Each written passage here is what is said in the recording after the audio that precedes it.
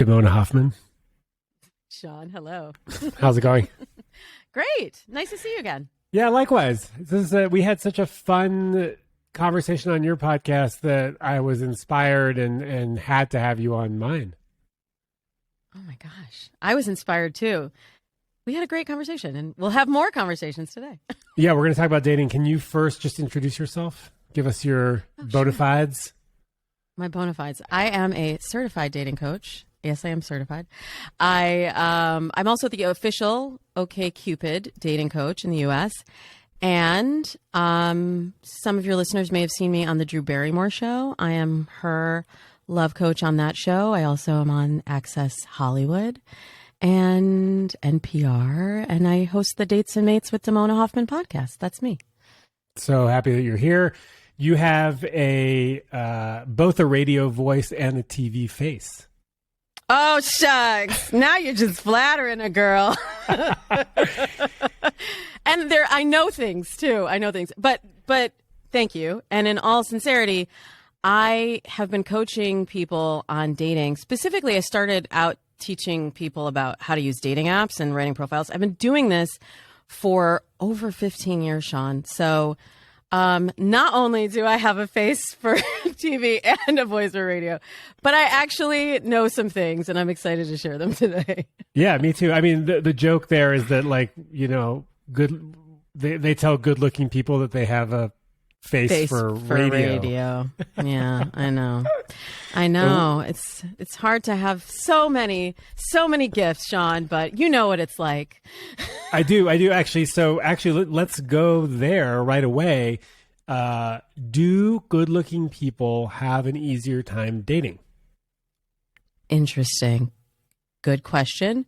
I was actually just looking at some OkCupid data around this, that people are changing what they're looking for. Like, they used to prioritize looks, but I don't know if it's like the effect of the pandemic or just people are becoming less shallow, but people are now prioritizing values and goals and all of these more important qualities that I've been trying to tell everyone to look for over looks for so long.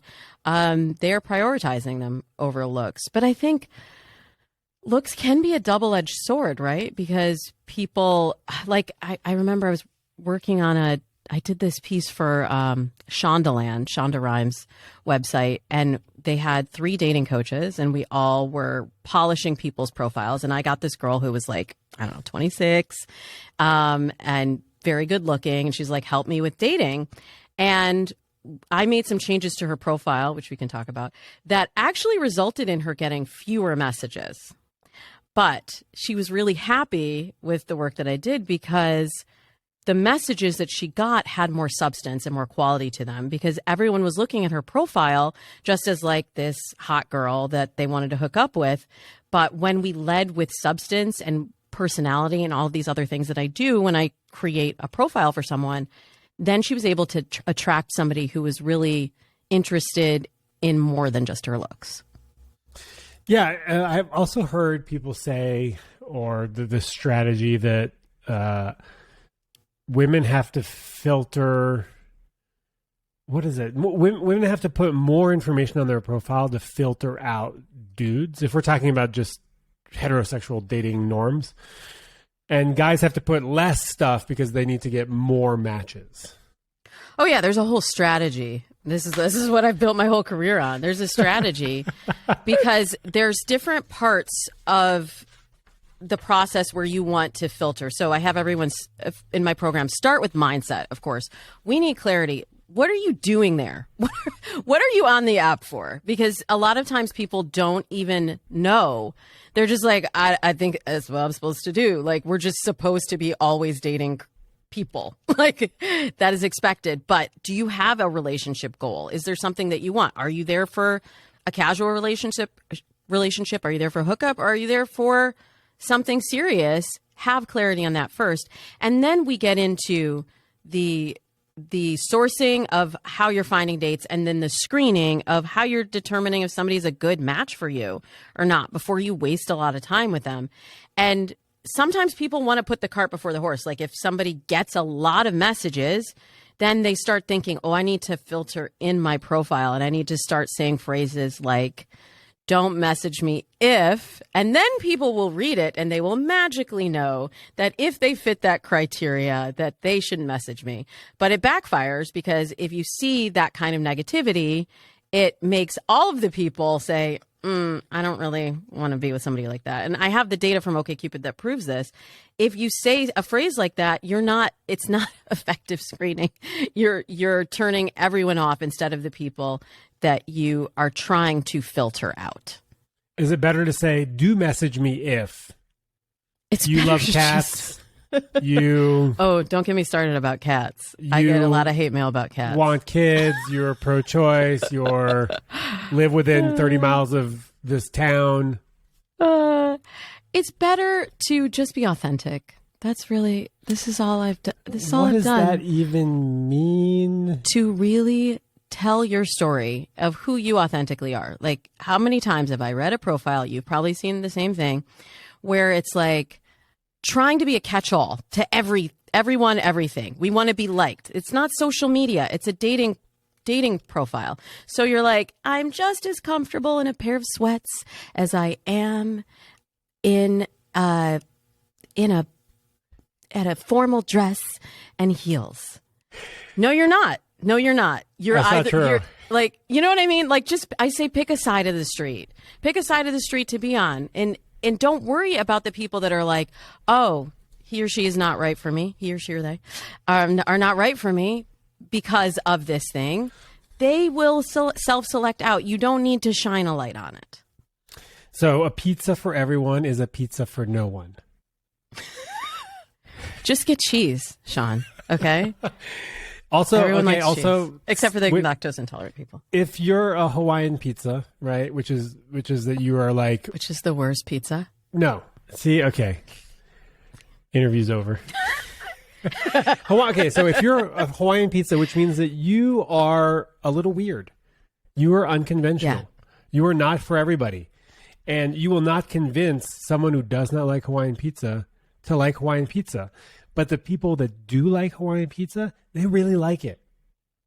Right? Yeah. So to your point of being authentic, don't be somebody that you're not trying to get more people. The goal isn't to get more people.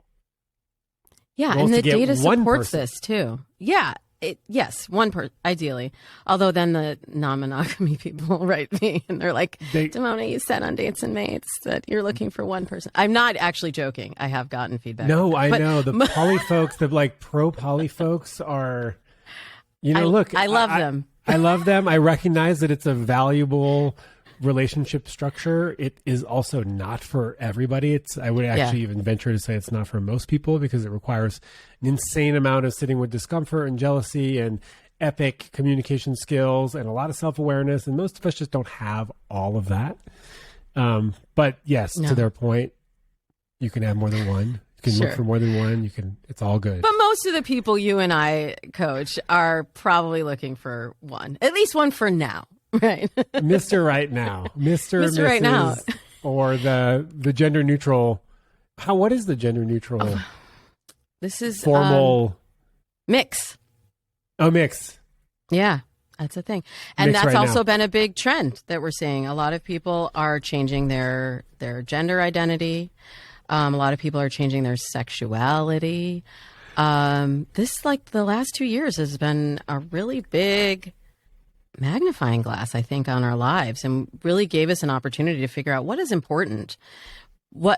If this is really a life or death decision, what am I doing with my life? How do I want to live my life? And it opened up a lot, actually, for dating, because I live in LA, Shaun, and like, it's a long distance relationship if somebody's like 5 miles away. That is a long distance. People would come to me with this 5-mile radius and they're like, there's no one single where I live. I'm like, okay, we have to play with some of the levers, which is what I really love doing with clients, is figuring out what are some of those things that you thought were deal breakers that you might be able to compromise on that maybe actually aren't that important, that could open up a whole new pool for you. But people started saying, well, if I don't have to be here to date, or if I could date bicoastally, or if I could go on the road and do my job from anywhere, could I date from anywhere? I mean, I know, you've had the experience of moving recently. With these gas prices, you can't be dating more than 5 miles outside your home. That's why public transit is so important. But no, I had public transit. You're like, honey, I'll see you in 20 days. We're taking the Greyhound. I've never done that. It sounds like a fun idea for like an hour and 45 minutes and then a terrible idea. Well, you were saying that I moved recently? Yeah. And so when you are pursuing what makes you happiest in life, a relationship, it may change your factors in the pursuit of a relationship. And I have had a lot of clients that have moved into long distance relationships because of the technology. Like, I've been coaching people for 15 years. Let me tell you, the video chat technology 15 years ago was not there. That was not really a possibility. If you really wanted to date someone long distance, you had to have a strategic plan and you had to be willing to do a lot of flying. Now you can form a relationship long distance. And I still encourage my clients to have a plan for what does it look like in a best case scenario. Because you can't date. I don't feel like you can have a relationship long distance, long term. I don't know if you agree with that. I mean, I think there are some people that can work for them, because of their life. Because they're avoidant attachment style? No, just because they like it. They need a lot of space. But I think that most people are probably going to want to prioritize living together or in the same area at some point. So there has to be some movement towards getting closer. Sure. But you have those like busy folks that, will travel every 2 months to see each other, and that works really fine for them. So for no a judgment. No maybe judgment. Maybe forever. Who knows? I don't know if both people want forever. it, then who are we to say that that's not going to work? Okay. Yeah. No, I'm all for whatever you want. No, I'm all for whatever anyone who's listening wants. Like, I say go for the life that you want to build. I also pull from years of data from, OkCupid user experiences, from my own coaching experiences. And I can tell you statistically what works and what doesn't. Of course, there will always be exceptions, but I'm going to teach you the rule, not the exception. I'm here for the outliers. I'm teaching you the exception. That's why there's space for Shaun and there's space for me and all of these other dating coaches that can guide you to get find your narrative. Guide you to confusion. Ultimately, you can take all of this advice and everyone's got different advice and you have to apply what is right for you. I mean, that's totally what it really comes down to, what resonates for you. Okay, a couple things. Agree. So hot people, just to go back to hot people, I think that hot people have an added challenge is that they have more options. And so what you then have is choice paralysis, right? And the seemingly forever pursuit of better. Mm. And I've experienced this a little bit because I identify sort of as an optimizer. And so I'm always trying to optimize in all of my life. And that includes partner, But I've also realized that having unreasonable expectations of what my partner can be would lead me to a life of loneliness because it's unreasonable. Most people aren't going to be able to meet all of those needs and have all of those perfect attributes. And we all, at the same time, values are important in who we choose to be a partner with or to date. And at the same time, you do have to find them cute. Yeah. Yeah, of course. There's got to be some cuteness there because Here's how I frame it for my listeners. I have them lead with curiosity first. So are you curious enough at the end of the first date to spend, let's say, another hour and a half, and we can talk about timing of early dates later, because I have some strict rules around that. But you only really need to be curious to get through the first 3 dates. If by the third date, you don't have some kind of like curiosity about them physically, sexually, then it's probably more of a friendship, and you're probably forcing attraction. But up until that point, I find that we operate based on our programming. And there are so many factors that go into when you say, oh, I have an attraction to this person. And I'll just frame this in terms of also as a person who is biracial, and I work with a lot of people on interracial dating. A lot of times when I would look at people's profiles, the default was always like, I will date these races, but not this race. Mm-hmm. I don't have to say which race I'm talking about. I think you know. And I don't actually, but that's okay. Oh, well, black, Shaun, black. oh, okay. I almost thought maybe Asians or something. I have no idea. I'm glad. Well, so it's, traditionally there's this narrative about black women and Asian men that actually was started by the OkCupid blog like 15 years ago. And yet it showed that black women sent the most messages and received the fewest responses, and same for Asian men. This is old programming. This is old. Does not apply to today necessarily.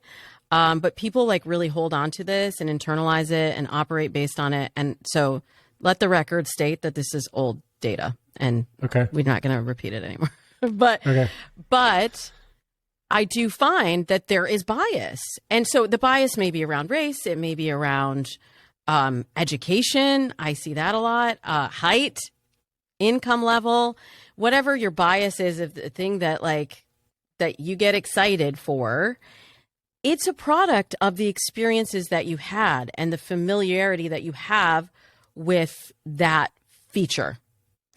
And we're like biologically conditioned to anything that seems like different, foreign, we push it away. So we tend to make the same decisions, be attracted to the same kind of people. We are also then a product of the media that we consume and what that tells us about what is attractive. And it takes a lot of conscious effort to kind of reprogram those attractions. But sometimes it's worth it, Shaun. Hey, you know what? I 100% agree with you. I think the way I can kind of connect to this is if I look at my ex-girlfriends that I didn't meet online, and there are a few of them, if I saw them in profile form, I'm not sure I would have swiped right. Because I'm not a good judge of what I am actually attracted to in person on a dating app. Nobody is, really, honestly. And I really encourage people when they're swiping to swipe a little bit more liberally.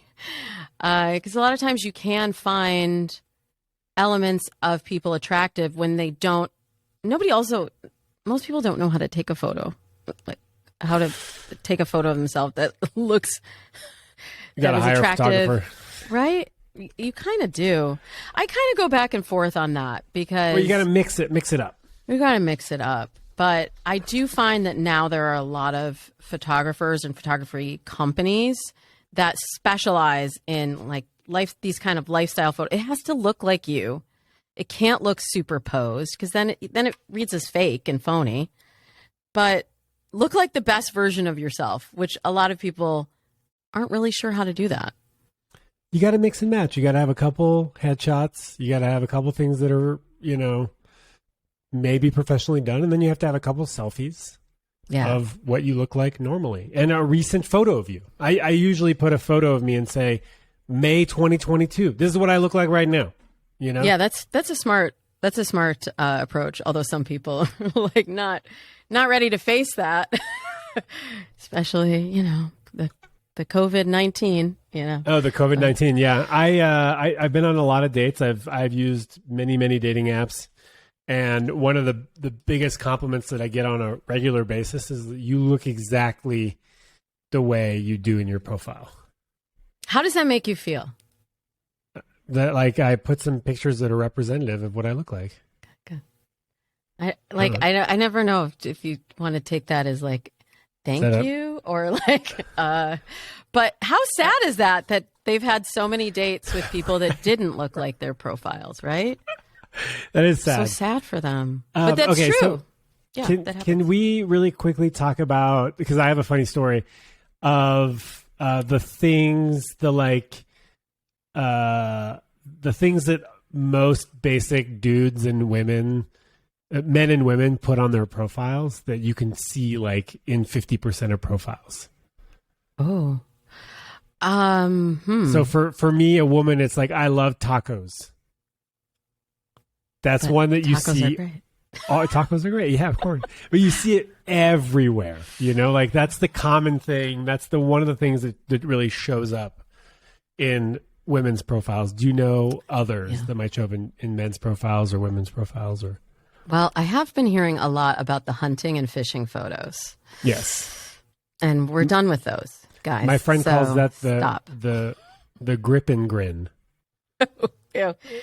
Grip- It's not you hot. grip- It's not hot, guys. I know you want to show off your male prowess, but we can go to the store. We don't need you to catch a deer for us. Well, you know what? Look, that's a very LA centric viewpoint. No, it's not. Just hey, hold on. Let me speak. Okay, go ahead. I have friends in Montana. I was in Colorado. I live in Arizona now. I spent a lot of time in areas where there is fishing and hunting. And I've heard from women saying like, hey, you know what? The fish thing doesn't really bother me because at least I know that that's something that's important to you. All right. Well, if they're into, look, nothing on your profile is a turnoff for the right person, right? So some people are going to be into the fish. I get emails from people and DMs from people all over the country, and the consensus is down with the fish. Here's the bottom line with the dating profile. You have to be the star of your profile. So if you make it about your hunting, your fishing, your fancy car, which I also, unpopular opinion in LA, don't give a crap about whatsoever. If you make your profile about something else, you're robbing yourself of an opportunity. And for women, like that could even be a profile photo with 4 of your girlfriends and we can't even tell which one you are, or a bikini shot, which is just like a thirst trap dating profile pic.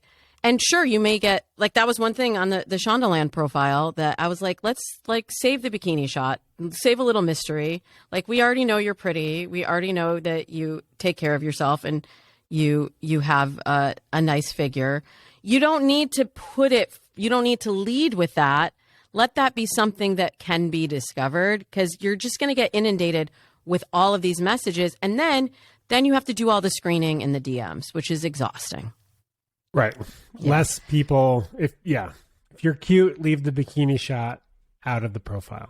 Yeah. Also, I can't tell you words, though, that do well on. Yeah, do. But before you do that, I feel like I'm being contrarian to whatever you're saying just for sake of argument. But this is why I like you, because we get to debate about these things. I can feel myself doing it. I'm not offended by it. I think it's healthy to have multiple perspectives, but there actually are some words that can get you more matches, and I'll tell you what the words are, and then I'll tell you why I think that they work. So, according to OkCupid data, profiles that include the words dog, travel, music, and love get the most matches and likes. I'm for sure 4 for 4 on those in my profiles in the past. I'm sure. Well, I know dog, like, obviously. And travel. Maybe travel. not music, actually, but and love, See, probably. I think all of these things, I was talking earlier about being authentic. All of these things are usually elements of your life that you're really passionate about. You're passionate about travel. So you're going to talk about that authentically. You're going to talk about that with the same kind of energy and enthusiasm that you would probably bring forward on a date. And definitely pets. We actually see that people, this is the funny thing about the pets. Guys who have dogs in their profiles tend to get more matches. Guys who have cats can't make it work. I mean, people think I'm never really anti-cat when I say this. I know. I think I also never really trusted a man with a cat. I don't know why. Maybe it's the Dr. Evil, you know? Yes. He had his little... I don't know if it's like an independence thing, like cats are very independent, or if it's like considered more of a feminine animal. I'm not really sure. But those are the stats, guys. Yeah, that's interesting. The dog thing, you know, those 4 words make sense, right? Dog shows an ability to keep a living thing alive, right? Travel means you have a sense of adventure. So maybe more of a spontaneous, go with the flow kind of person. Music is, you know, value entertainment and, you know, I don't know, like a fun lifestyle. And then love, well, that's just tapping into what women want. Well, and beyond that, I think people would use the word love to describe things that they love. And then we're using, again, passion words. We're infusing a lot of personality into the profile. I just thought of one thing that I always see that I strike out immediately. People feel the need to qualify why they are there or that they can't believe that they are on this app. Oh, yeah. Or that they've tried the app before and it didn't work, but here they are again. Just jump into it. Like, people don't have time for your preamble. Yeah. Unfortunately. If I see that, it's a turn off for me. Like, my biggest secret is that I'm on this dating app, or the thing I'm most ashamed of is that I'm on this dating app. It's like, hey, I'm on it too. I'm here you know? too. What are you saying about me? Yeah, exactly. And also, all of that real estate is really precious. And, you know, when I started writing dating profiles, we had like 3, 4, 5 paragraphs. Now you got like 140 characters and a couple photos, 6 photos, and that's it. I mean, that's what bums me out the most about what happened to OkCupid is that I was an OkCupid fan. I mean, I guess I still am technically, but I'm not on dating apps right now. Was how verbose you could be and how, you know, you could have a really complete profile. I really like that about OkCupid. It has been a double-edged sword that everyone has wanted to move towards efficiency. Like, I think Tinder we talked about this a little bit on Dates and Mates, but Tinder really disrupted the game with the swipe technology, and that it was just so easy to create a profile and then just get onto yes or no, hot or not, swiping dates. And hot or not. I mean, that's do you really remember that what it website? was. Yeah, of course I do. Did we talk about the hotornot.com? We didn't talk about that, no, but of course I remember that. That's a fun, I remember getting like a really high score on that because I put like a really good photo of myself abnormally. What like, is you know, the trick? What is the trick? Just be ridiculously good looking. Yeah, be ridiculously good looking. I was on like a Greek island with like, I think there was golden hour, and I was with like a woman at the time. So always golden hour. Yeah. Take advantage of the lighting, y'all, because lighting really matters. But it flooded the dating apps. I think the 2 biggest disruptors were Tinder, making the dating apps accessible to everyone. Because before, you know, you paid for them, like then it was free, it was easy to use. And then COVID also brought in a new influx of people to the apps, where I feel like the stigma is really gone. But now we have so many people who are there for all different intentions that it can be really exhausting, right? And a lot of the apps had to move in the direction of being more, of keeping up with the increasing speed of dating. But I do think that in some cases was to the detriment of some of the other features that allowed you to get a level deeper. But I'll give you a hot tip on OkCupid. You actually can still search on the desktop by keywords, and it will keyword into the matching questions. So even though you used to be able to keyword search the entire profile, now you can still keyword those matching questions, which really actually can tell you quite a lot about the person that you're looking for if you're willing to do the work. But a lot of people don't want to do the work. They just want to swipe, swipe, swipe. If I type in climbing, will that pick up, or does the word have to be in the question? It has to. Yeah, the word now has to be in the question. You used to be able to do that.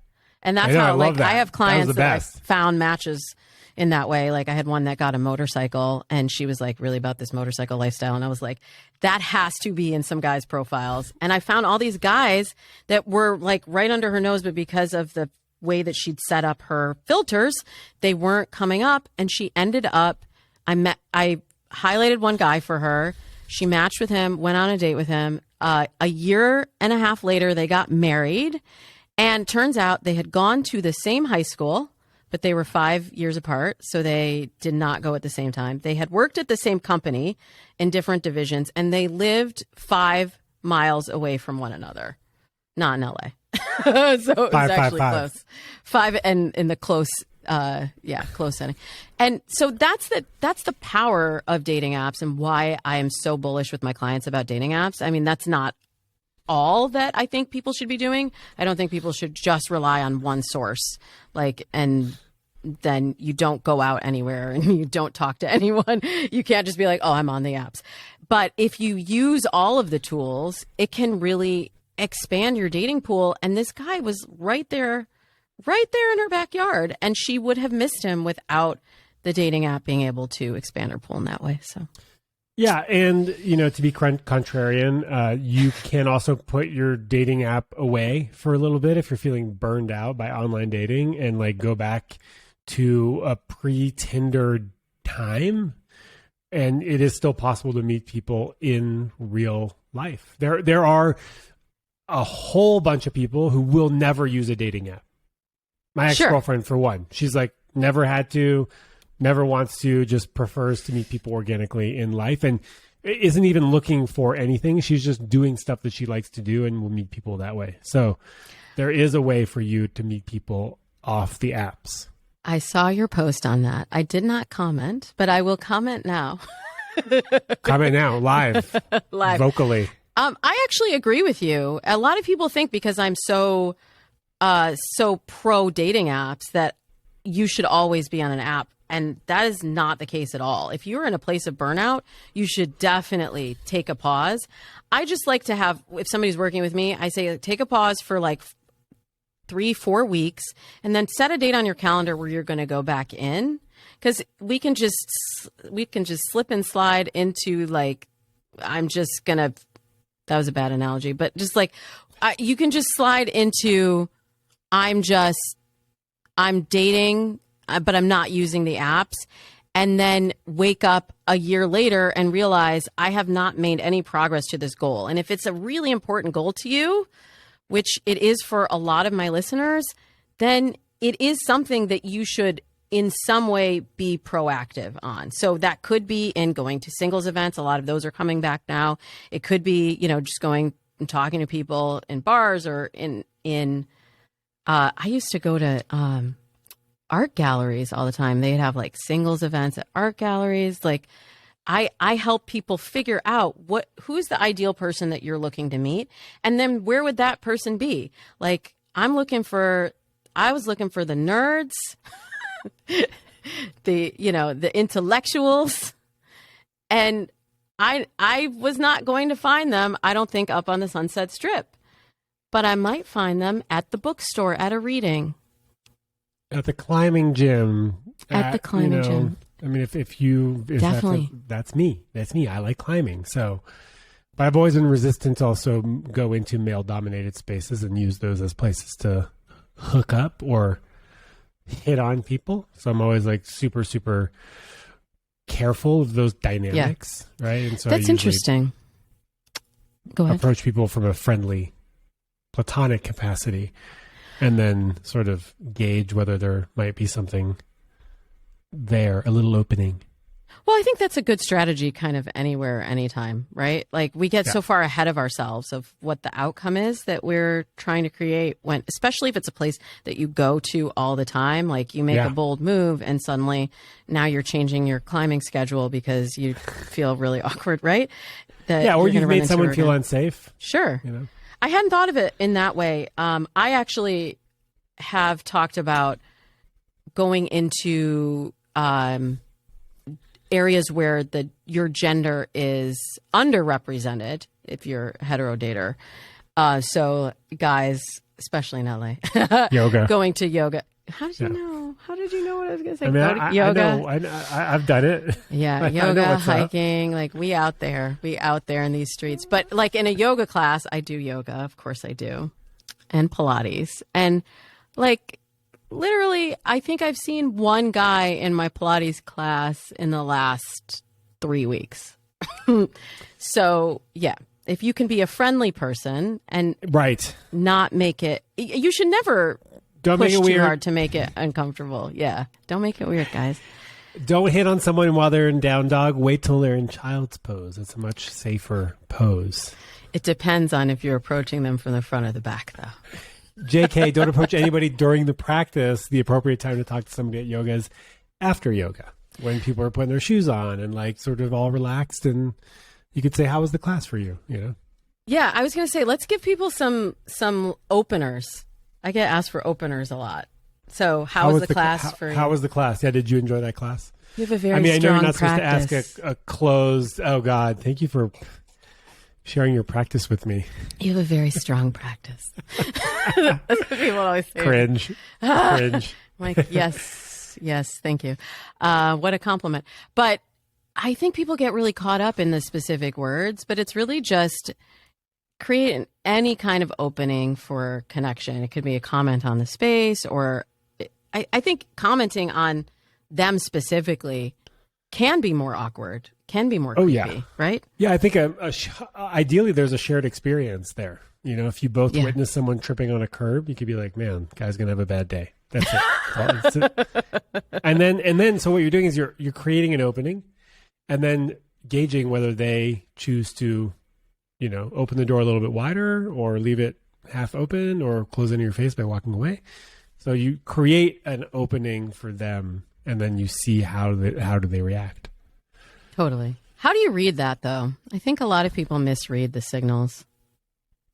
Yeah, I'm agreeing with you, and I'm trying to help people. Reading signals is hard because some people, most people, including myself, are notoriously bad at giving off nonverbal signs that we do want or don't want something. Yeah. So I think should we be more verbal? Maybe we should be more verbal. That's always been that's my whole thing. Be more verbal. True, I know. But how do you do that in the initial approach, right?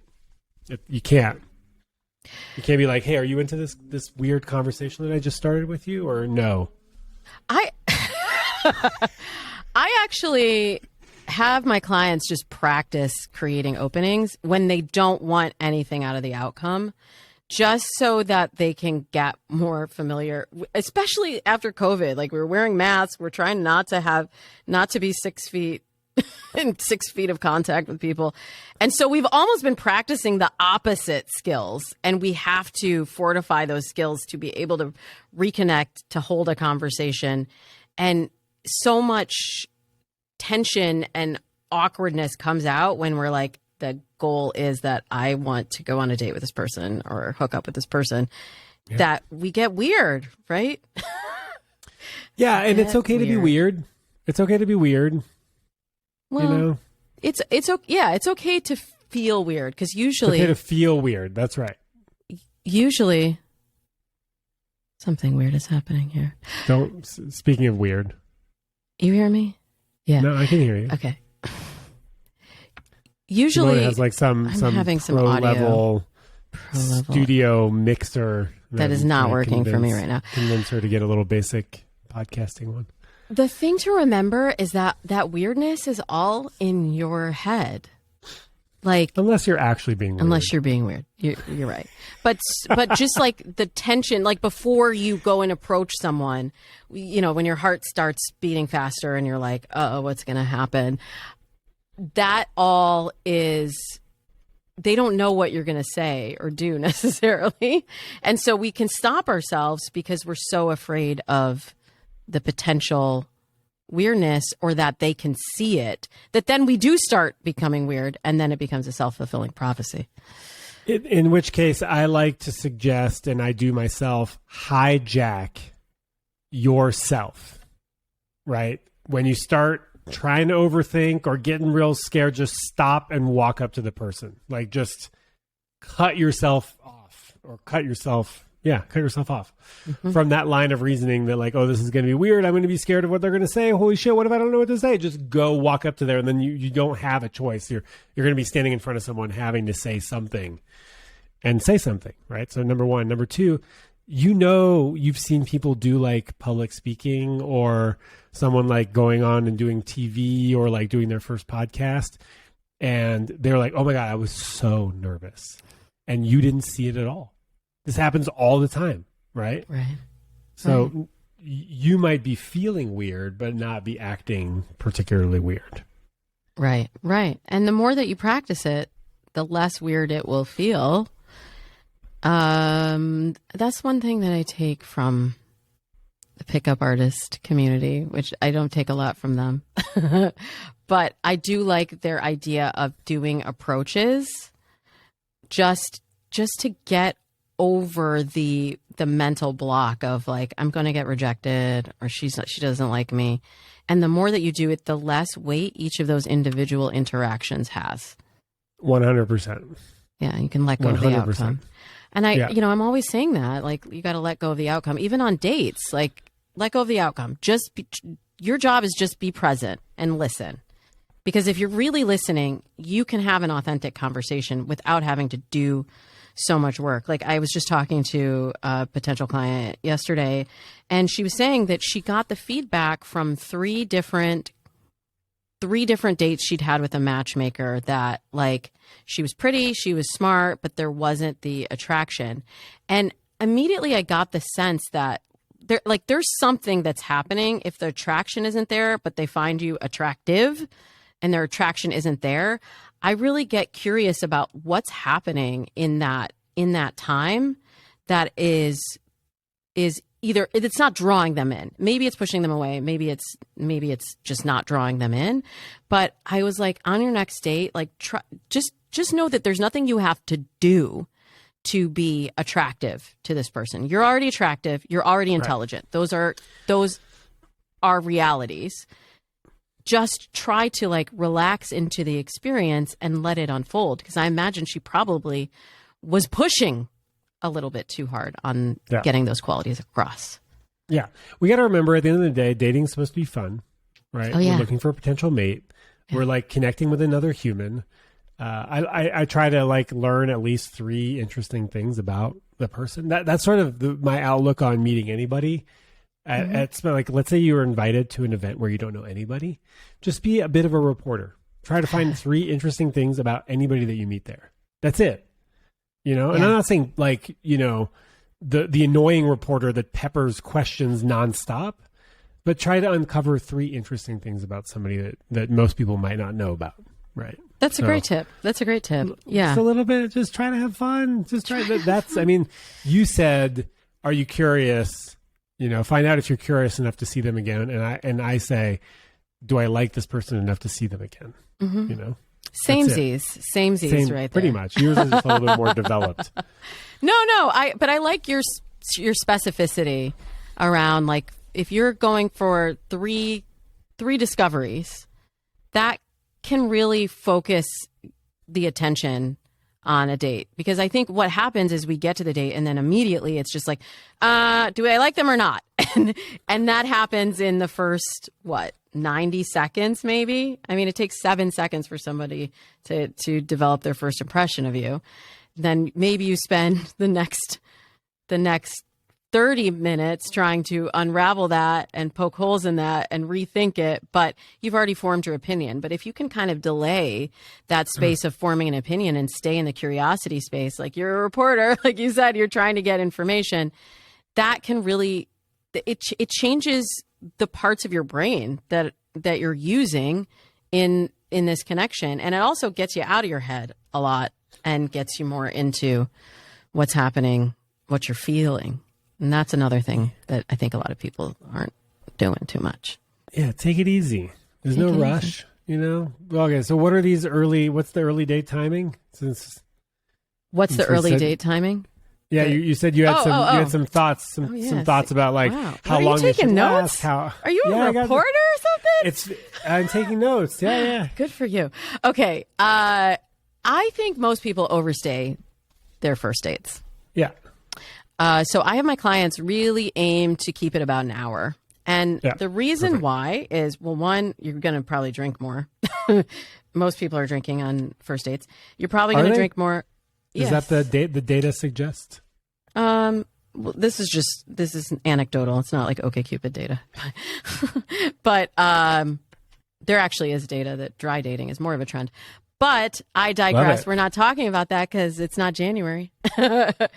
But my whole life I've been sober 15 years, and so I just don't drink. I don't drink on dates, and oftentimes my dates are daytime dates. That is great. That is also a trend, day dating. So obviously, Shaun, you already figured these things out. So I'm going to help the other people who are pre-drinking on dates. I write for the Washington Post for a column called Date Lab, and we set people up on dates. It's like a matchmaking column, and then I write like a he said, she said, they said, he said. It's open, and a lot of times people will admit to me, "Oh, I had a White Claw." I don't know why White Claw is the pre-date drink of choice. I've written 3 times about a White Claw in the last year, but people will pound a White Claw before they go, or have a glass of wine, or do a shot before they even get to the date. Then they'll get to the date and they'll have usually more than one drink. So no judgment on like if that's your lifestyle. I know it's not your lifestyle, Shaun, but for anybody listening, but set that limit for yourself before, so that you know that point where you are no longer making good decisions, because you have to be clear and present on that first date. You're not making judgments, but I am. If you drink on your date, that is bad. JK. But I think people drink because they're anxious, and they're nervous about meeting a stranger and hoping that they like them and hoping that they're fun and witty, and they think that a drink's going to help with that. And sometimes it does, sometimes it doesn't. But there is a point of diminishing returns. So if you already know in your head before you get there, like I know, Shaun, you can't tell this because I'm sitting down. I'm 5 feet tall. I'm fun size. I'm a little thing. If I have more than one drink, forget it. You're going to be wheeling me out of there. I'm not going to make good decisions. I'm not going to be clear and present. And so I would set for myself a limit. Like I know I'm only having one drink, because after that point, I'm not my best self on a date. So if you make that determination before you even get there, you've made a decision about making a decision. You don't have to make a second order decision once you get there, because that the waitress comes over and says, "Would you like another drink?" You don't have to, in that moment, "Oh, I'm having a good time. Do I need to make another, do I need to get another drink?" You don't have to make that decision because you already made the decision before you even got to the date. Soda water. Exactly. Well, I have a club soda. I do love a club soda with lime. As a sober person, I have gone on plenty of dates where we meet up at a bar, like a cool bar, Yeah. Something that's not too loud. I hate it when it's too loud. I'm getting old, right? But I want to be able to hear the person that I'm on a date with. But a lot of people have asked me, "Hey, I don't drink. How do I deal with that?" And I go, "Well, just go to the, if going to a bar is not a trigger for you," because I think for a lot of recovering alcoholics it is, but for me it's not. Go to a bar, say like, "Let's meet up for a drink." Then you don't even have to say like, "Oh, I don't drink. Can we meet up for coffee?" And have this whole conversation before you even need to have it. And when you get to the bar and the bartender asks you what you want, just say club soda or whatever, Coke or a Jolly Rogers. And then they'll say, "Oh, you don't drink?" And you go, "No." Yeah, you don't make a deal of it. It just is. Yeah, and they'll go, "Why not?" And you can be like, "Oh, I don't like the way it makes me feel. I'm a recovering alcoholic," or I drank a bunch, now I don't drink at all. It's like not that big a deal.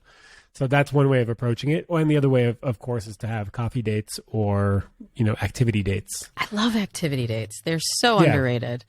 Dog walk is it's a go-to, because if the date sucks, then at least we all got to walk in. But my dog will eat your dog. So I have had my dog many is not dates. the co-walking type. we have to talk about, if they have a dog too, we have to talk about, are the dog friendly? How are we going to get there? Should we just meet there? There's some considerations there. Yeah. Yeah. It's good to plan in advance and to think about all of these scenarios, but activity dates are great because it takes the pressure off of that interaction. You're doing something else. And an activity date could be like, I know I keep bringing up the museum. I really love the museum. You could meet at a museum. You could Nerd. meet nerd. I self-proclaimed. I hear you. You know, But you could. a museum is a great date. It's a great date. There's date. so much to do and so much to look at and so much to talk about. Totally. And even like going for a walk in an outdoor space where, hey, arboretum. It doesn't have to be a museum. It's like an outdoor museum of trees. But setting yourself up for success where it's not like so much pressure on that interaction. And then this just takes the pressure off when you know I'm only staying for an hour. I tell my clients to have an be coming from somewhere and be going to somewhere. So you already have an exit strategy, and it's not like suddenly abruptly we're connecting and all of a sudden I'm like, I have to go, like Cinderella. I'm like, it's midnight. And then I run away and I leave my slipper and you're like, I have to find this girl. You don't have to do all of that. You could just say, oh, I have to get up early in the morning. But I'm really excited to meet you. That's the thing, to really emphasize your enthusiasm, because a lot of times people don't know how to do this right. And they're just like, I told them I have to go at 9. And then it starts to sound like really demanding and does not bode well for the date. But if you have that plan, then you can leave them wanting more. The date can end feeling like it's ending in the middle and there's more to be discovered. I like that. I usually say like I can only stay for a couple drinks or I can only stay for an hour. And then if the date's going really well, I'll go like, oh, actually, turns out I can stay longer. But you don't need to stay longer because you're... But sometimes I want to stay longer. I know. Sometimes, there's got to be room for an exception when you're really having a great time. You're saying like, hey, let's chat let's continue chatting. Or can I walk you home? Or like, let's extend this for a little bit. I think we can... Rules are meant to be broken, of course. I love writing rules, and then I love breaking them. And when I met my husband, I did have 2 drinks. I will admit, I was a sloppy mess. No, see, you hypocrite. Hypocrite. But I feel like it's the momentum. How dare you? It was the momentum that got me to that point, right? And having a plan and a process in place helped me build up that momentum where I could have the confidence to know, is this situation different? But I do find a lot of people want to go to that second location because they want to extend the feeling it's going well. And then the energy dissipates and you end it on a low note when you could have ended it on a high. Well, I heard multiple locations that's like a pickup artist move, right? Well, it doesn't work for long-term relations. I didn't know that was a pickup artist move, actually. But I've said for 15 years not to go to a second location, so that explains everything. Let me think about it. Okay, first, my latest girlfriend, my current girlfriend, we had one location. The one before that as well. The one before that as well. Yeah. That's 3 for 3 in the past 3 relationships. See, we have the data to back this up. You're onto something. Okay. You ready for Q&A? We're going rapid fire Q&A. Let's go. All right. I hate this question, but I get it all the time. What to talk about on the first date to make it memorable / interesting, effective questions to ask on a first date. What are we supposed to be talking about here on the first date? Get people to tell you a story instead of just answering questions. So you were talking about the reporter status. A good reporter isn't just getting sound bites, they're actually pulling the story out of you. So the difference between this is, what kind of music do you listen to? And they're like, oh, I listen to hip hop and rap and jazz. I don't know if they listen to jazz. Versus what's the last concert that you went to, or what's the next concert that you're going to? And then that will tell you a lot more context and more storytelling behind it. Okay. So yeah, get them to talk about stories. Get them to tell you a story. Get them to tell you a story. Yeah. And tell me a story. And I also, again, nerdy, but I have my clients make a curiosity list if they're meeting somebody from a dating app before they even get there, because you're going to go brain dead once you get there and they're hot and you're drinking or you're having soda water and you forget. So do the preparation beforehand. Oh, I wanted to ask them about their dog. I wanted to ask them about try to stay away from too much work talk. It's the same questions all the time. Well, you don't have to write it on your hand. Once you do the preparation, it's in there. It's in there. So I remember, like, I would pull up to a date. Like, okay, I've been on, like, I must have been at least like 500 first dates at this point. I'm 39 years old, started dating when I was 16. But I will like look at their profile real quick before, like in the car, before I like get out of the car. You know, just a little refresher. Absolutely. I'm amazed at the number of people who don't do that. I'm sure some of your listeners are like, yeah, that has happened to me, where they're like, and anyways, Susie, and they're like, my name is Sarah. There are times like where, well, I'll go on so many first dates that I'll forget what I've talked to who. Yeah. And then I'll repeat a story. I mean, I repeat a lot of stories because my memory is not great. Yeah, same. Did you ever keep a date log? No, but my buddy has a a hit list. Oh, the hit list. That's funny. I have my clients actually friends keep a log because you you do forget the details, even if you're not drinking. Take notes. Take notes. When you get home, write down just a couple things that you remember about the date, because if ideally you're going on a lot of dates, like you're not going to meet the one like your first date. So that's ideal. I mean, I think in LA, yes, but like think about someone living in like Port Townsend, whatever. What's Port Townsend? Townsend? Where there's it's like a small town. Yeah, they're not going to go on a bunch of dates. Okay, good point. They go on one date every 2 weeks because there's no one out there. That is a bunch of dates. That is a bunch of dates for a lot of people. Many people come to me and they're like, I have not had a date in 2 years. And this is like pre-pandemic even. And you have to generate momentum. You have to be talking to people, even if it's like virtual dates. You have to prime the pump a little bit. Just get out there, start having these conversations, because I feel like we learn in motion.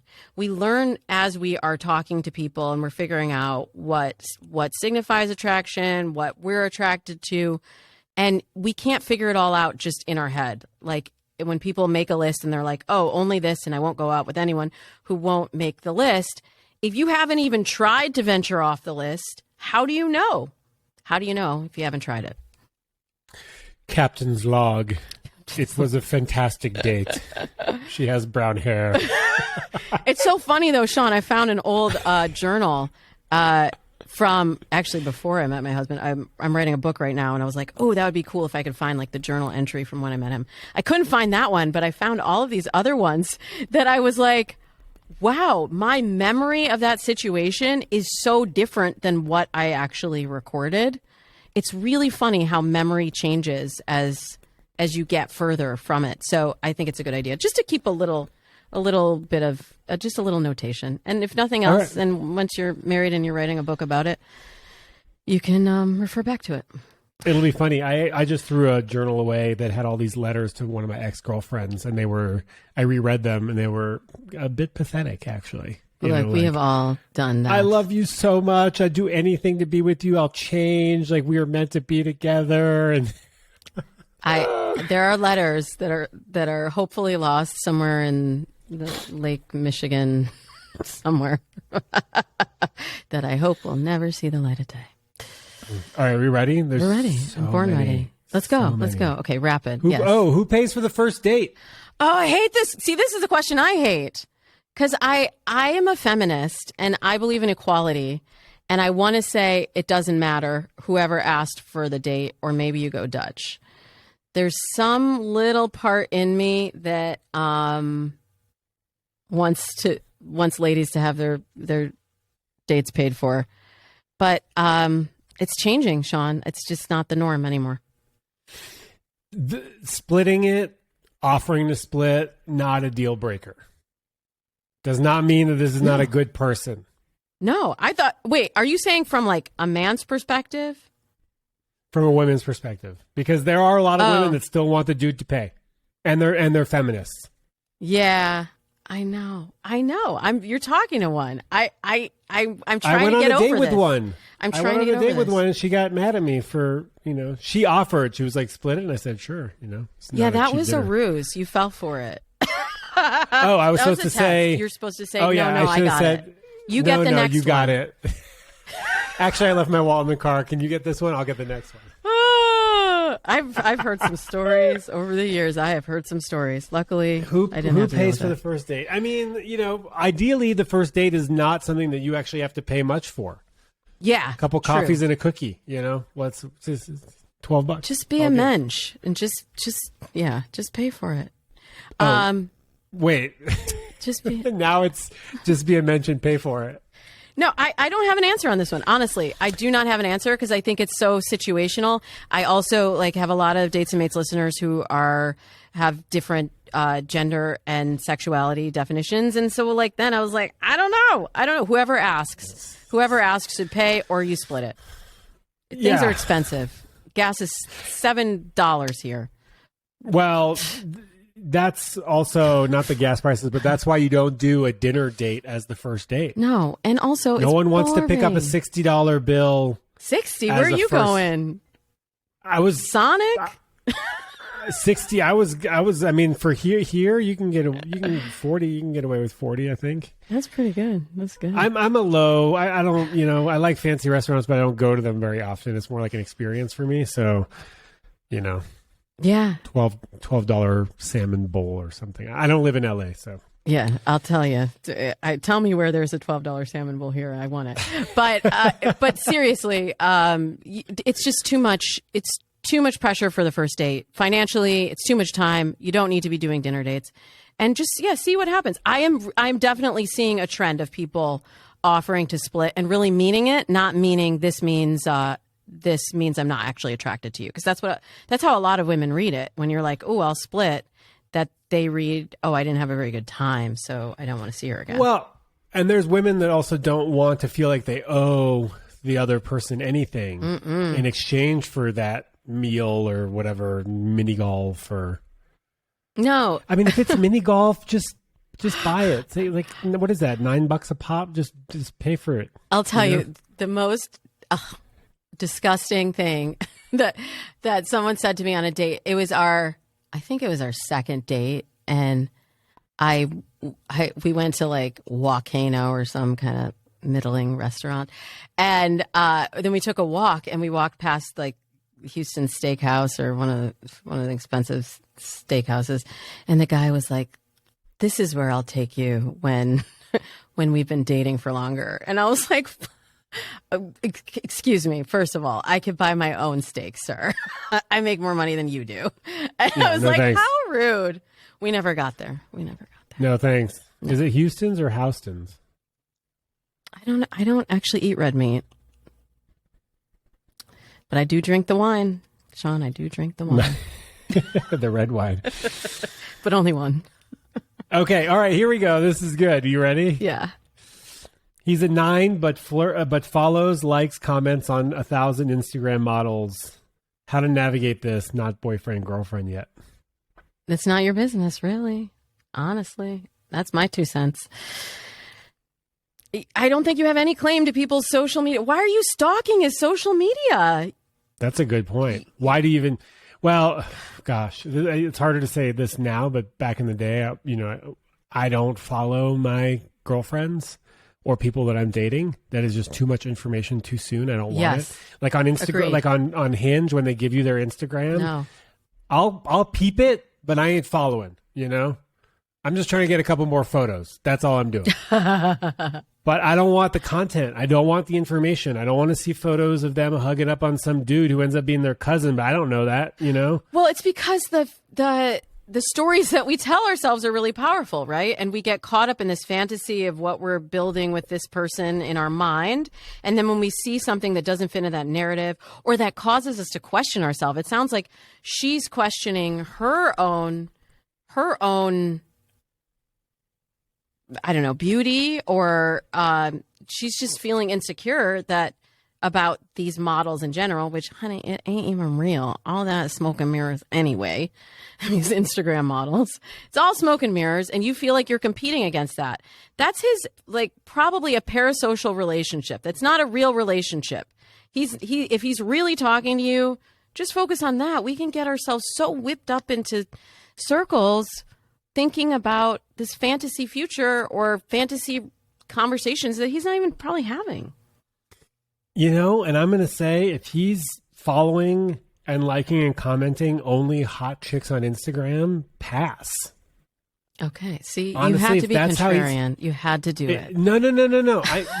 And if that's how he's engaging with social media, that's his primary form of engaging with social media. Like, sure, I get it. It's entertainment. You know, hot chicks are hot. We like looking at them.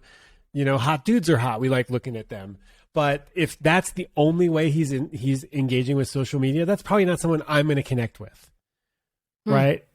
If I'm going out on a date with a woman and all she's doing is commenting on Abercrombie models, like, I don't think I'm going to have that much in common, right? And also don't really feel like I need to put myself in that kind of situation where I'm going to be anxious about the kind of attention that she's giving on hundreds or thousands of other men.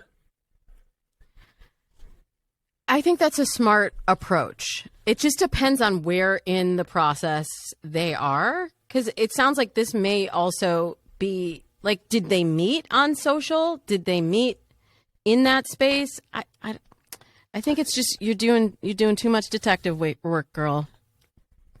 Too much detective. That's right. Work. Just peace out. I know. It's like we're here dissecting it. It's like it's probably not going to happen anyway. So we're doing too much detective work. This is supposed to be rapid fire. I'm so bad at rapid fire. I talk every time I try to do rapid fire. It's never. It's at least 5 minutes per question. Okay, let me try. Let me really try. Okay, he wants to be polyamorous, but I don't. Okay, pass. Nice. Well, obviously, like that's a core value, and no, how are you going to work through that? That's not going to work. I mean, there, and not to be contrarian, there are, and actually, I'm not being contrarian. I want to like be more inclusive. There are relationships in which one partner is poly and the other is mono, and again, that is going to take an insane amount of awareness and sitting with discomfort and communication for people to be able to do that successfully. So yeah, but she said she's not interested in it. So if she's not into it, then this is just that scenario is not for them.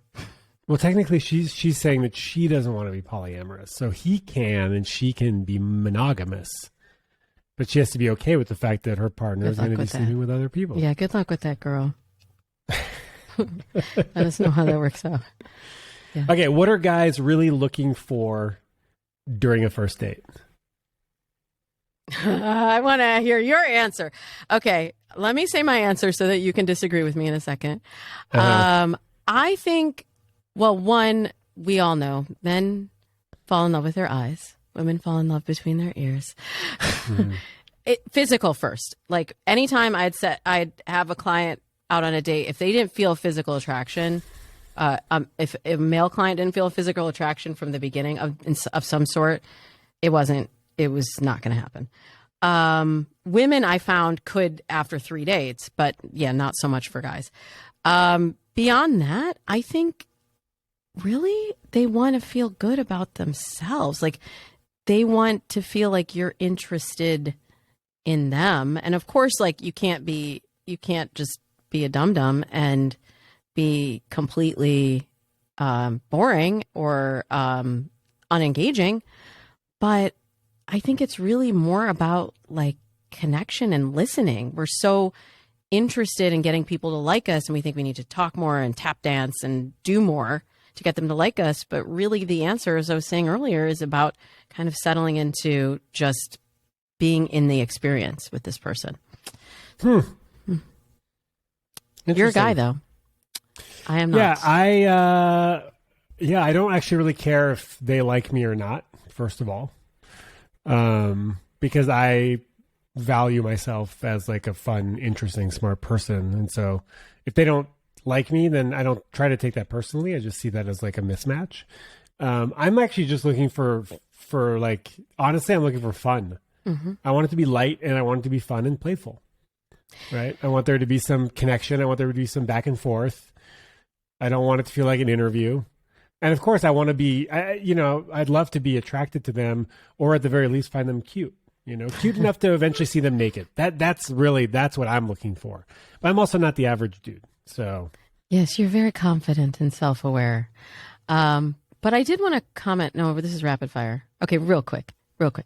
If one thing I wanted to say about attraction, because I hear a lot from older women that like men are only attracted to younger women. And I think really it's more about that fun and that flexibility. And a lot of times, sorry, ladies, I'm a woman of a certain age coming up too. When we have life experience, we tend to get sort of stuck in that pattern, and we get less flexible. And so I don't think it's the age as much as it is the flexibility. Now, disagree with me. Go ahead. Yeah. So yes, I will. Let me find something to disagree with. No, I want to say that I thought that men are only looking at younger women, and I've made a post about it. Well, that's not what I said, but in some way, shape, or form, I alluded to this. And I was corrected by a lot of women saying, honey, you have no idea what you're talking about. I'm 60. I got 30-year-old dudes that are knocking down my door. I'm 40. I'm getting approached at the beach by 20-year-olds. Okay. So I just want to share with people that the dynamic or the paradigm that men are only looking for younger is no longer true. It's still true, but it's not just that. There are dudes looking at older women as well. Yes. And in terms of moving into a relationship, like you said, you want to have fun. You want to have fun on the date. You want to feel like a sense of freedom and fun. So capture that, whatever age you are. But also don't just be, I'm just a fun gal. If don't just ignore everything in the name of fun, right? Like if someone says something upsetting to you, like talk about it. Don't just be like, I'm just going to be fun and flexible here and like chill. Because that's what guys want. Right. Well, never change yourself to be dateable or attractive to someone. Don't be a pizza for everybody. No. If you're going to be Hawaiian, just be Hawaiian. Okay. I'm a mediocre looking straight dude. I get 0 matches on any apps. Tips. It's all in your profile. To start with, go to DamonaHoffman.com or datesandmates.com and you can get the free profile starter kit. Because nice. We have to get there.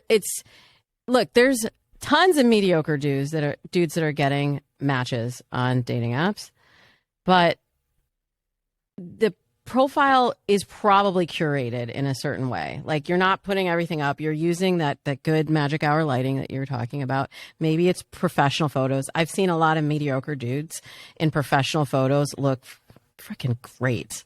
And so you might just need to think of that as that's like your calling card, right? That's bringing them in. So you have to have a profile that stands out as the Hawaiian pizza that you are. And don't put pepperoni on it. If you're not a pepperoni Hawaiian pizza, just be the Hawaiian pizza, but be the best representation of that Hawaiian pizza. The other thing, when people tell me they get no messages, usually the truth is not that they're getting no messages. They're just not getting messages or matches with the people that they want. So you might have to pull some different levers, like I was talking about, and expanding. Maybe you expand your location range. Maybe you expand your age range. Maybe whatever it is that you thought was true. What if that was just an idea? What if that was your past experience and that is no longer true today?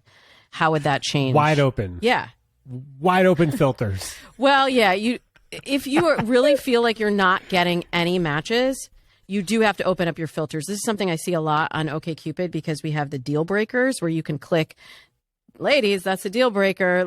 I only will date people who are within 25 miles of me or whatever it is. And people get real deal breaker happy and then come to me complaining that they don't have any matches. Well, you said, I don't want to see anybody who answered the question in this way or believes this or lives here or is this race or has this education level. So you're filtering your own pool out. So you just have to look at pull up the hood. This is what I love doing with people. Look under the hood, see what those settings are. A lot of times people have set them and forgot them. They set them 5 years ago when they first logged into that app, and then they don't even know what they actually said. So look at those. And then the last thing I would say is you've got to be proactive. So you might need to pay for some of the premium features. You might need to be on an app where you can send a message without a mutual match. You may need to match with more people than you otherwise would to get more options and then seal the deal in the DMs. But it's going to take some effort. That's a great point, because some of these apps, he's not getting matches because he's not swiping right on people who are swiping right on him. So if you get that premium feature where you find out everybody or anybody who's swiping right on you. Yeah. Information. You'd help yourself out a little bit. Yeah. Information is power. I mean, I was in Thailand once. I paid for a Tinder premium or whatever because I was traveling, trying to get laid in Thailand. Oh, okay. One night only, you know? Yeah. And I ran out of likes. Dang. And I was like, $14 for more likes.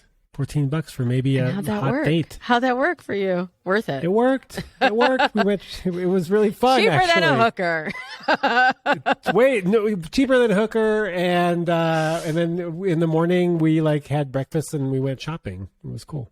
Look at that. See? And it's it's all about having these experiences. Like that, it doesn't always have to be. We put so much pressure and intensity on what all this means, what we're trying. It can just be an experience, and that can be what it is.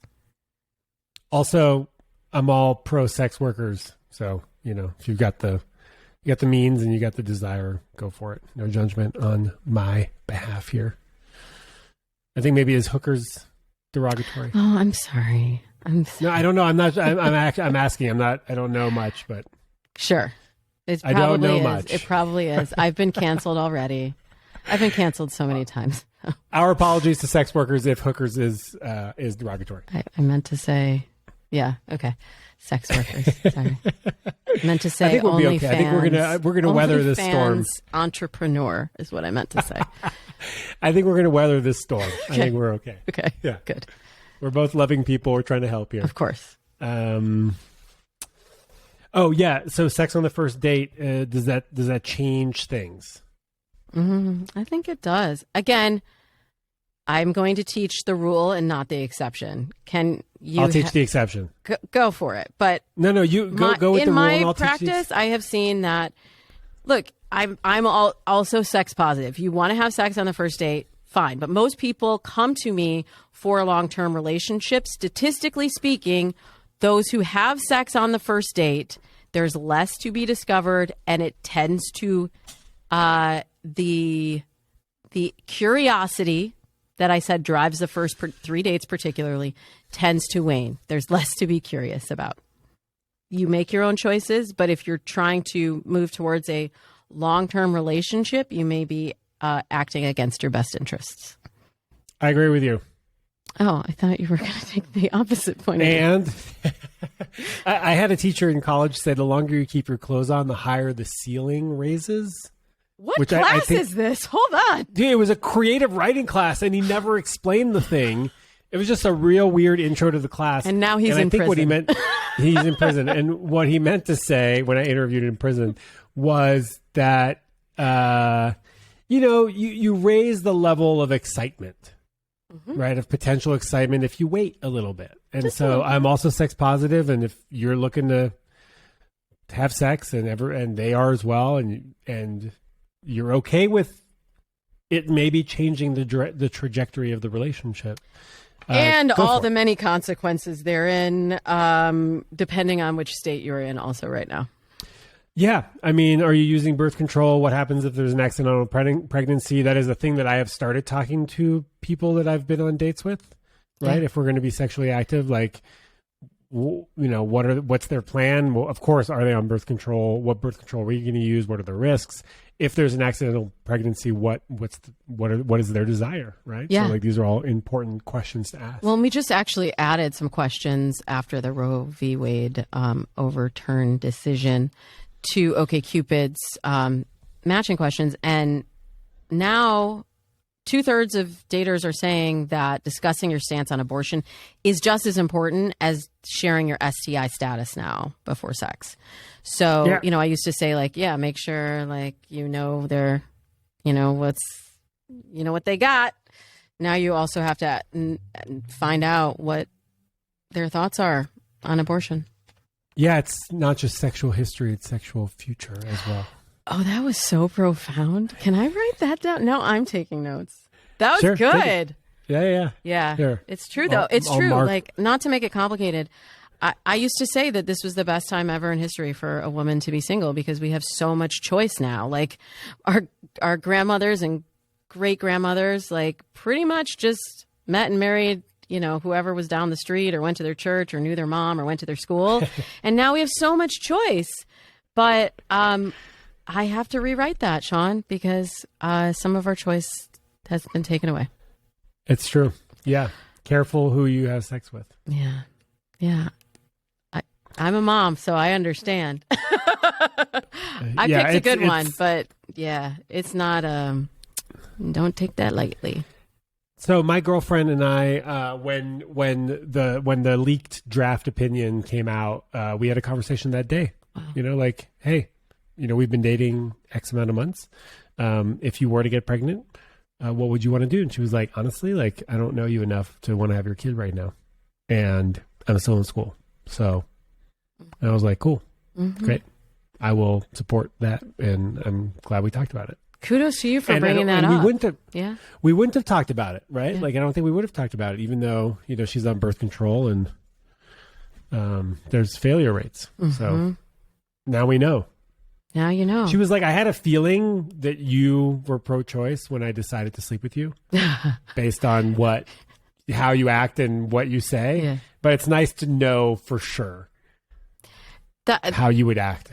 It's so important to have these uncomfortable, awkward conversations because it's less uncomfortable than not having had the conversation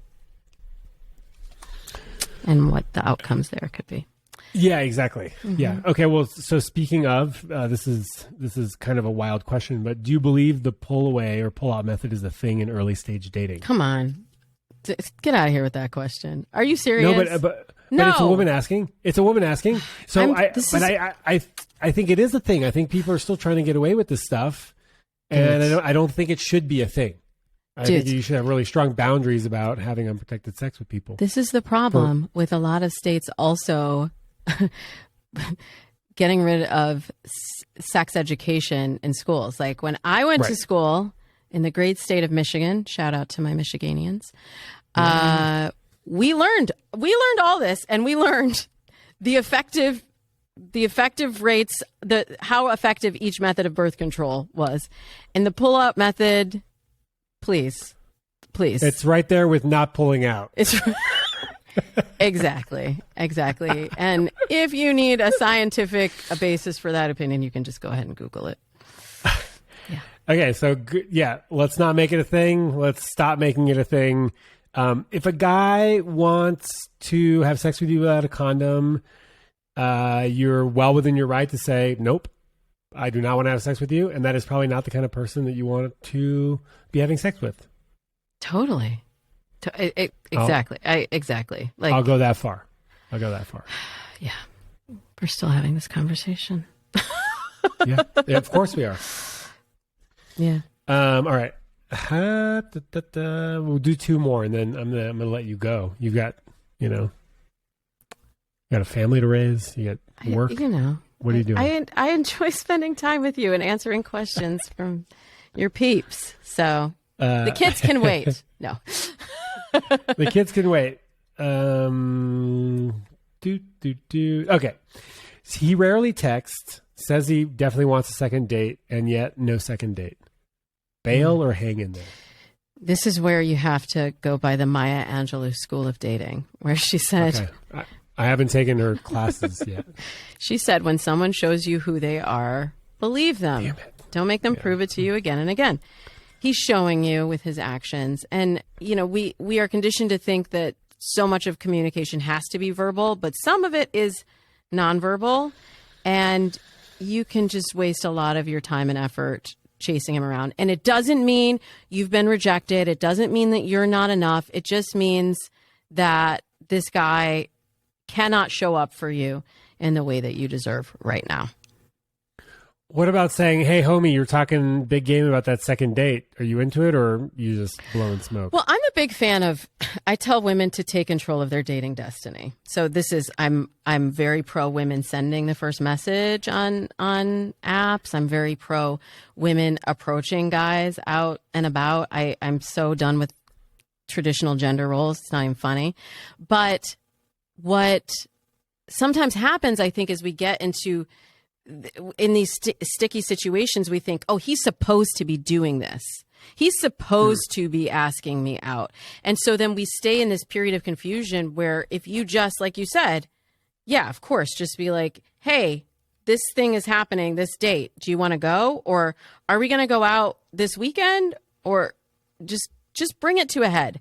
And then you have a clear answer. And if he doesn't respond after that, then you have your answer. But we got to also listen to the answers, because sometimes when it doesn't line up with that fantasy that we were talking about earlier, then we don't want to hear it. And that's where confusion comes in.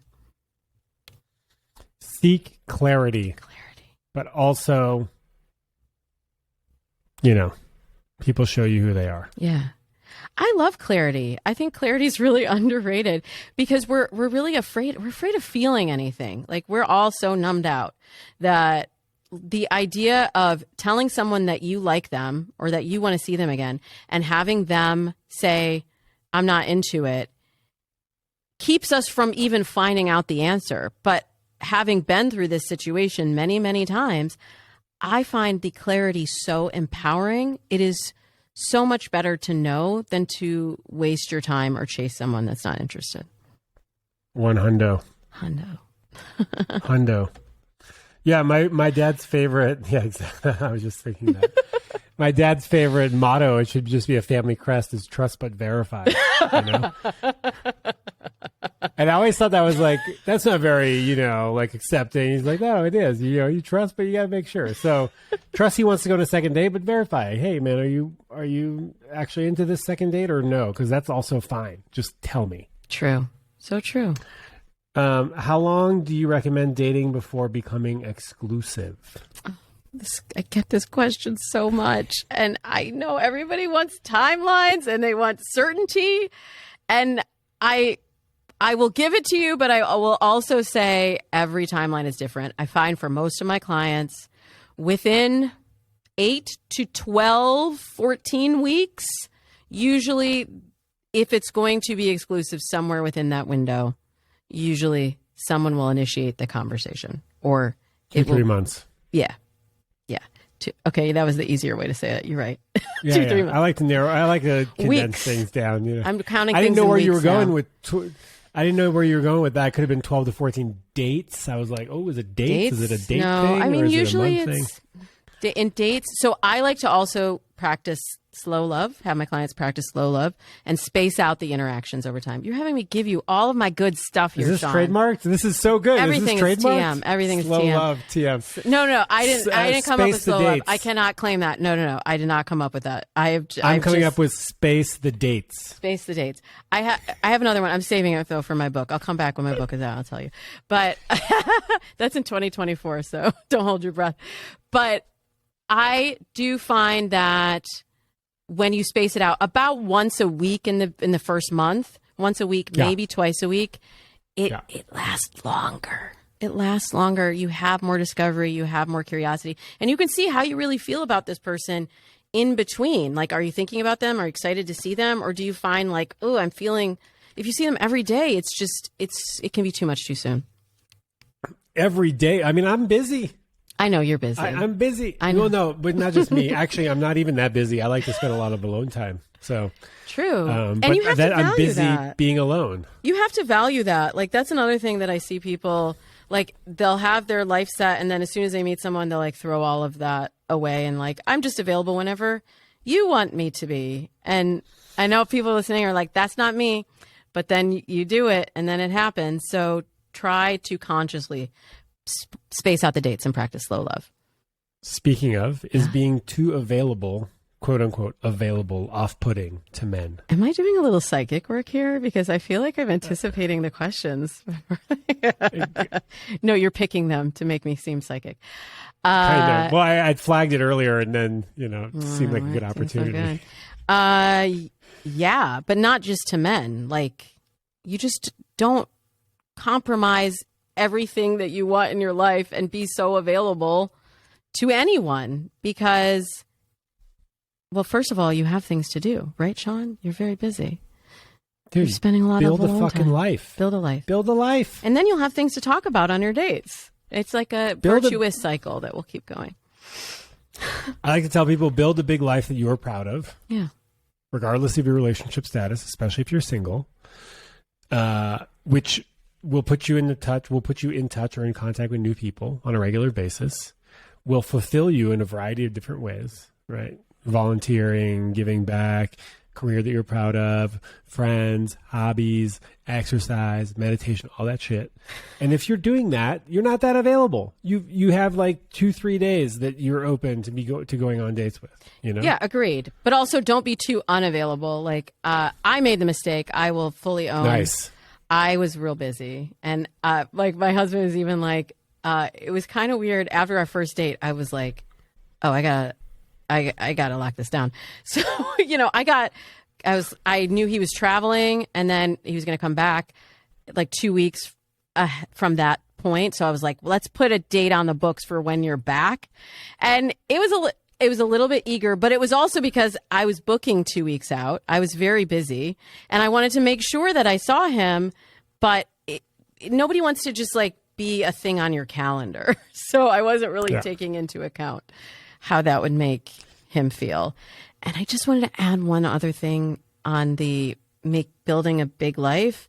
You said, you know, in dating, but also in relationships.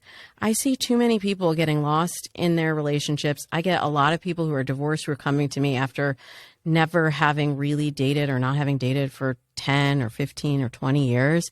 And when you've lost yourself in that relationship, it's so much harder to rebuild your life, and you're not living a fulfilling life if you're just living for your partner. So maintain that alone time. I still have my alone time, my exercise time, my hobbies and crafts, my nerdy things. I keep all of those things going. And really the number of things that you need to have the interests you need overlapping with your partner, it's actually quite small statistically when you look at it. Three things. I would even say maybe 2, but 2 or 3. Like if eating is one of them, like my husband and I both having like sex is the other one. Having sex, it's like 1, yeah. Leave one joint activity, you know, like we like going to the farmer's market on Sundays. Yeah, and then you could, you know, just maintain your friendships and maintain your other relationships and your family, because your partner cannot be everything to you. It's not fair. This is a fantastic point. I think that you're right.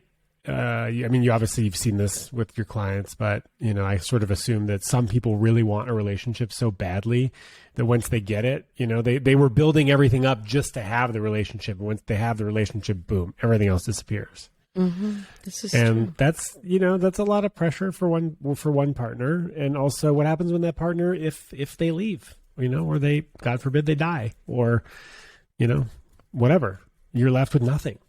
So true. So true. So you need something. So glad that we can leave people on this uplifting note. Yeah, I thought we were going to end on the abortion part, and I was like, oh no, they're never going to listen to my podcast now. No, your podcast is fantastic. Your work is fantastic. I could do this honestly for another hour and a half if you weren't going into some serious alone time in a minute. I know, totally. Yeah, post talking. I love your work. I think you're fantastic. How can people find you and how can they work with you? Best place to find me is on the socials at Damona Hoffman, Damona Hoffman. Also, I have lots of resources on the Dates and Mates podcast, which we have new episodes for every Tuesday. Season 10 is launching in August. 10 years of the same podcast. And I also have, like I was telling you about, the free profile starter kit, which is free for a limited time. It's not going to be free forever. So if you're just like, I don't know what she was talking about designing a great profile that magnetizes the dates to me and all that, go to datesandmates.com and it's free right there. Dates and Mates podcast, Damona Hoffman on Instagram. Drew Barrymore's personal love coach. Oh yeah, it's season 3 of Drew Barrymore Show and the columnist. Mm-hmm. Yeah, no, I'm not busy at all, Shaun. I have tons of me time and alone time. You can catch me everywhere, but no, I really love connecting with people directly. So I'd love to hear from you in the DMs, or if you listen to Dates and Mates, let me know what's on your mind. Bold move. Thank you for your time, wisdom. One last question. What does love mean to you? Oh gosh. Love to me means care. It just means to care or to be cared for and supported in an authentic way. Love it. Nailed it. There are no wrong answers. There are no wrong answers. Was not prepared. Damona, thank you for your time and your wisdom and for sharing everything that you have with us. Thank you. Thank you so much for having me.